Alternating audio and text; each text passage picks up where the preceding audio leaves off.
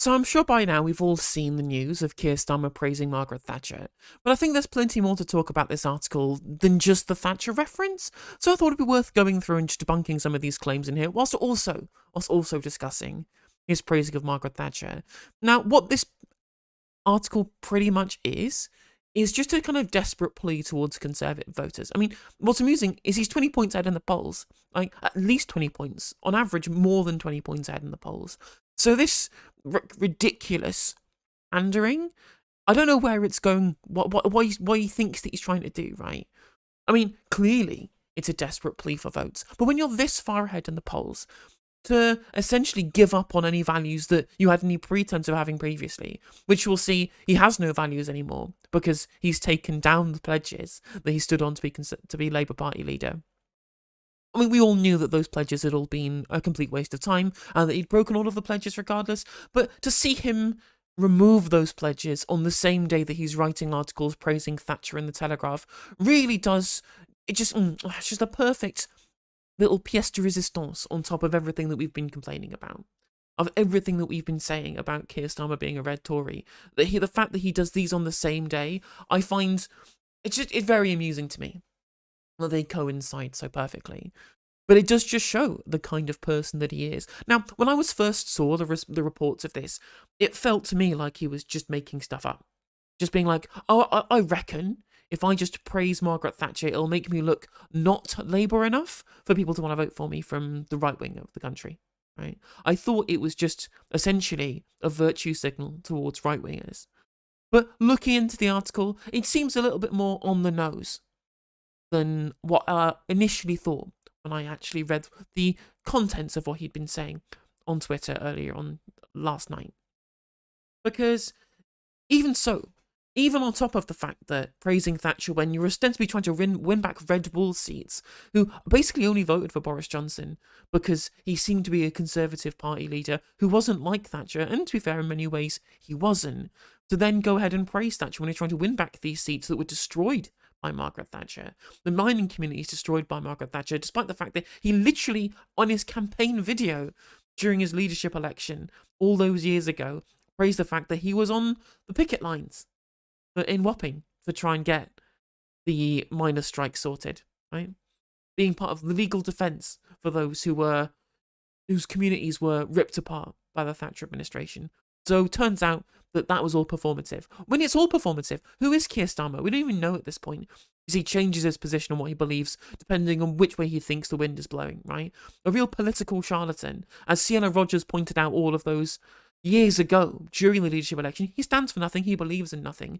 He was only inserted into the party to be the Attorney General for Ed Miliband, rather than somebody who had like a genuine belief in Labourism and Labour values. Not even necessarily democratic socialism, but like at least the values of the trade union movement. But then, when you're going to be praising Thatcher for what he describes as getting us out of our stupor and sparking entrepreneurialism, which isn't really true. Like, we had better growth previously. What she did birth was vulture capitalism and disaster capitalism, rather than an actual kind of genuine entrepreneurship, right? Cucking ourselves out to the financial sector rather than having industries that produce things. So it doesn't even praise Margaret Thatcher for anything that she actually did.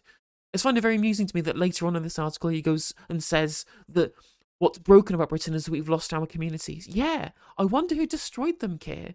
I wonder who destroyed our communities with an economic ideology based against communitarianism and being pro-alienation, pro-individualism, right? Pro-selfishness and greed. The same Margaret Thatcher who you're praising in this article. And then praising Tony Blair for changing the Labour Party to be more like Thatcher, who she described as one of her greatest successes. But anyway, I'm going to stop whittering and actually get into this article. Because, to be fair, he's right on a bunch of things that he says here about what's failed about Conservative governance. Weighing down with spiralling mortgage bills, crumbling public services. Although neighbourhoods plagued by crime and antisocial behaviour is such not even true. Because crime levels are actually really low. It's just, again, this is pandering. This is pandering towards kind of curtain twitcher types who seem to think that everything is worse than it is, when, as I said, crime rates are actually pretty low currently, despite all of the cutting of police numbers, although they're back up to where they were in absolute numbers, not per capita, than what they were in 2010 before austerity. And the problem the problem with this article really and truly is the economics behind it. Now, I know that basically my entire channel is ripping into Labour for their poor economics, but given that he starts his very article by talking about our crumbling public services, what he is castigating the Conservatives for here is for being too fiscally unprudent, right? And his yardstick for what fiscal lack of prudence is spending too much money, racking up too much debt, and raising the tax burden to a record high, right? Even trying to claim there's some economic opportunity and possibility economically out of Brexit, outside of what was being proposed by the previous Labour Party leader in terms of people's quantitative easing, right, which is the real kind of economic gain that you could get from no longer being restricted by the Lisbon Treaty. This is one of the very few Brexit benefits that you could have. And he's just kind of pandering towards a right-wing kind of Brexit narrative, despite the fact, again, you remember he was elected leader on a pro-free movement platform. He campaigned to be within the European Union as a member of the Labour Party. And he's been on a tour of European countries trying to lay down post-Brexit track with the European Union.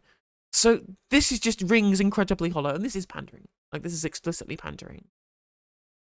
But saying that they have failed on fiscal prudence whilst increasing the level of debt and raising the tax burden, this is a narrative that's continually pushed that there is some kind of failure when the government spends money just de facto. When the real issue, of course, is not that the Conservatives have raised the debt. It's not that they've spent a load of money, right? Those things are things that you have to do. In fact, fiscal prudence is ensuring that you do spend money on the right things. The issue is that they've spent all this money and racked up all this debt, and we have nothing to show for it. We have nothing to show for it whatsoever. All we have is indeed the crumbling public services that we say before. Yet by running with this narrative that their failure is the fact that they spent money, all you're doing is laying the track for far more austerity in the future, which we know, given the current fiscal rules. We know, given the current things that they're running on and the policies that they say they're going to stick to. That's what we're going to get, right? We know that we're going to get austerity. But to so explicitly swallow the narrative of austerity, so that the Overton window for what is possible when we have austerity coming from both Jeremy Hunt, Rishi Sunak, and Rachel Reeves and Keir Starmer, really does bite. It really does bite, given that in this very same article he praises Clement Attlee, who literally fixed this country off of deficit spending when our debt to GDP ratio was way higher than it is now, when bond yields and interest rates are higher than they are now, yet it was necessary to spend the money to fix the country. Yet, of course, he praises Clement Attlee for saying that Labour needs to be a party of duty rather than one of theory. Yet, the whole change towards a more Keynesian style of economics was literally the theory behind Clement Attlee's governance. So not only does he not understand economics, not only does he not even understand the history of the Labour Party, it seems like he doesn't even understand anything at all. He doesn't understand the situation that we're in at the moment. Which, of course, we know that he doesn't, because he literally had to be given a crash course in economics by Lord Falconer when he became leader because he knew nothing about it. But it just shows that this is a man who will just literally say anything. Because there is actually no brain inside it. There's no rationality behind anything that he says. It's just a weather vane, saying whatever he thinks people will like him for. And depending on what audience it is as well, right? This is him writing in the Telegraph, just essentially writing a pandering piece to Telegraph readers. Yet, this is now being viewed by people across the country. This is being viewed by people in the red wall seats who hate Thatcher. I'm surprised, given how bad he's trying to win Scotland from the SNP, that he would want to so callously bring up the legacy of somebody who not just destroyed the North, but destroyed places in Scotland. So she's despised in Scotland, probably even more so than in the north of England as well. So he doesn't even seem to understand the consequences of the rhetoric that he's employing here. literally saying bequeathing public finance is more akin to a minefield than a solid foundation, and that having ironclad fiscal rules will set this straight, and that difficult choices will have to be made. Yeah, no, you're making the easy choice.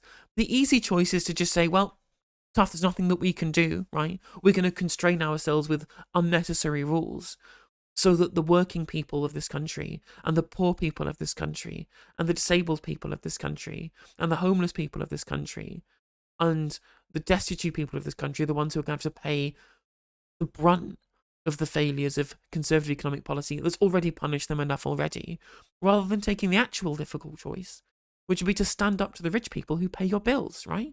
Who gave all that money to Labour together to put you into the position that you're in at the moment, right? And people will say, given the next paragraph here is all about changing Labour, right? Instituting shock therapy, nothing that worked so well for Russia, right? To say that, it's not good enough to just trying to convince your own side and preaching to the choir. You have to win people over. Yeah, I agree. You do have to win people over. You have the stark failure of conservative economic policy and conservative governance staring the public straight in the face, right? You have the failures of everything that's been happening over the last 13 years staring you in the face.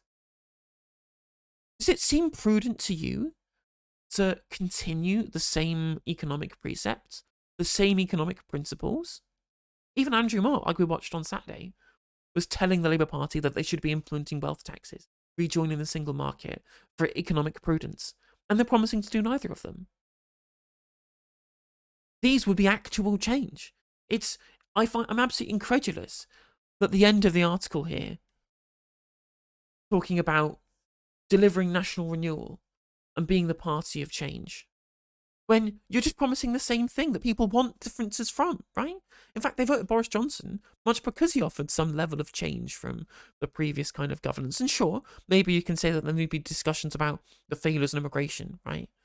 But even when you say only to do something about the small boats crisis, your policy doesn't even make any sense. When the actual policy that would work, which is opening up safe and legal routes, which I've been talking about the entire time, would help. You won't even talk about it. You just make up fanciful ideas that the National Crime Agency can somehow stop it. It just shows that this is a party apparatus that doesn't have a clue what it's doing and just says things and expecting people to be able to uncritically accept them.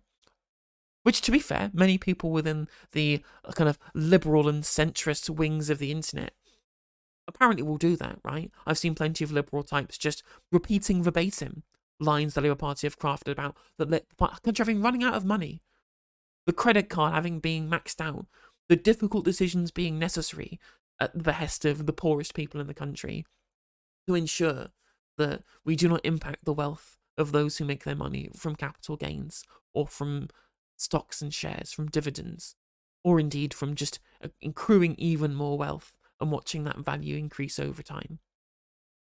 And they just repeat these things completely uncritically, knowing that the Overton window is shrinking, the narrative is being drifted ever further rightwards.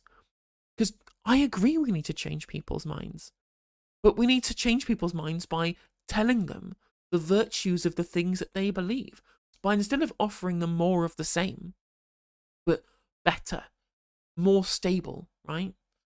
More stability, better managerial neoliberalism. We need to tell people, look, we've had 13 years of conservative governments, 13 years of crumbling public services, 13 years of failure to invest, 13 years of an economic model of austerity that has produced nothing of value for this country. And pointing at those failures and offering something markedly different and changing the narrative is a good thing. But it seems to me that changing people's minds is not about ideology or about policy or about material change. It's about changing people's mind from red team to blue team or from blue team to red team. That's all that matters to these people. It's the colour rosette the peoples will wear. because they'll very happy turn the Labour Party into just Conservative Party Mark II. Talking about the entrepreneurialism of the Thatcher administration. It just, I'm honestly at my wit's end. Why would you vote for this? It's clear. It's clear that this is a deceitful party who will literally say anything to anybody, right or left, during the leadership election, during the general election. Who knows what policy that they'll enact? This man is untrustworthy. This man is not even well liked, right? People are only voting Labour because they have nobody else to turn to. And I'm here to tell you, there are plenty of places you can turn to. People with integrity, people with good policy, people who don't pander, and people who have an actual solution and real change to sell you. This is why I'm a member of the Green Party, but there are other parties as well. I'm not going to tell you how to vote, right? I think I would say that the Green Party is a good place to put your vote, because then at least they're a democratic party. At least they have values that they stick to, rather than changing what they even believe in to try and get elected. Like, it's just saying that we need to protect our communities and our environment whilst supporting all of the things that destroyed those things. I'm at my wit's end. I really am at my wit's end. And deleting the pledges is the final nail in the coffin, really, for everybody who tried to tell us that this was just political changes in rhetoric to try and win people over. Because that's clearly not what it is. It clearly is a desire to change the face of politics in this country so that it only serves one interest. And that's the interest of the people who govern. The people who pay the people who govern and who donate to their campaigns. The people who gave all that money to Labour Together to put him where he is. And to stifle the debate, to stymie change, and to embed the continual national decline in this country for generations to come. But it can be different. It could be different. And that's what's so frustrating. There is an open goal available in the failures of Conservative governance. And all we're doing is offering more of the same.